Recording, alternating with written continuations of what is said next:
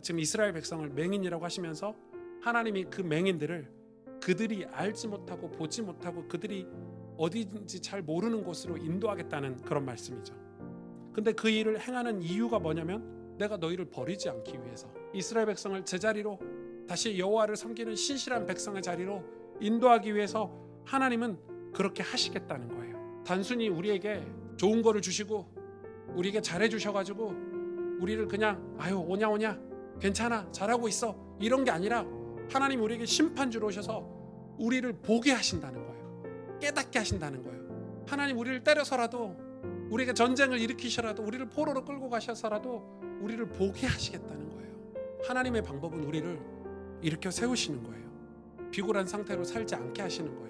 여호와를 아는 지식이 없다는 것은 무지하다 무식하다 이런 차원이 아니라 세상 지식이 우리 뇌에 가득 차가지고 하나님을 알려고 하지 않는 교만함이에요.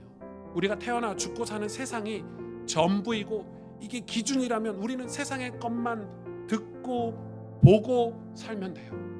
그러나 영원한 천국, 영원한 하나님의 나라가 있다는 걸 우리가 믿는다면 우리는 하나님의 말씀을 들어야 되고 하나님께서 보라고 하신 걸 봐야 되는 거예요. 그게 영적인 지식이죠. 하나님은 정의로 일을 하신대요. 이 정의는 공의와 사랑이에요. 심판이란 말이에요. 그런데 남유다가 얼마나 악했냐면 전쟁으로 자기 몸이 타는데도 불길에 휩싸였는데도 하나님의 말씀을 그 의의 말씀을 마음에 두지 않았대요. 그게 죄의 위력이에요. 여러분. 복음은 깨어있는 기독교 지성인이 되게 하는 거예요. 왜 믿음의 선한 싸움을 싸우라고 하냐면 그게 영생을 취하는 거다. 기약이 이르면 때가 이르면 때가 차면 하나님이 그의 나타나심을 보이리니 하나님은 복되시고 유일하신 주권자이시며 만왕의 왕이시며 만유의 주시요 오직 그에게만 죽지 아니함이 있고 가까이 가지 못할 빛이 있다.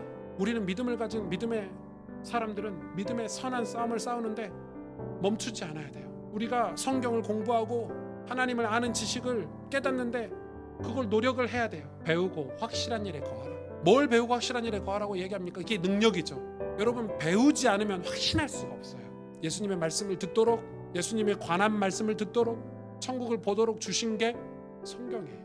우리가 회복해야 될 예배는 주일 1부 예배 2부 예배를 회복해야 될 게 아니고 우리 삶에서 예배예요. 하나님은 우리에게 일어나라는 거예요. 주저앉지 말고 살아가 일어나라는 거예요. 믿음의 선한 싸움을 싸우라는 거예요. 믿음을 지키라는 거예요. 믿음을 누가 지켜줄 수 있습니까? 내 믿음은 내가 지켜야 되는 거예요. 이제는 우리는 여호와를 아는 지식으로 충만해져서 선한 일을 하고 능력 있는 그리스도인으로 세워지길 원해요.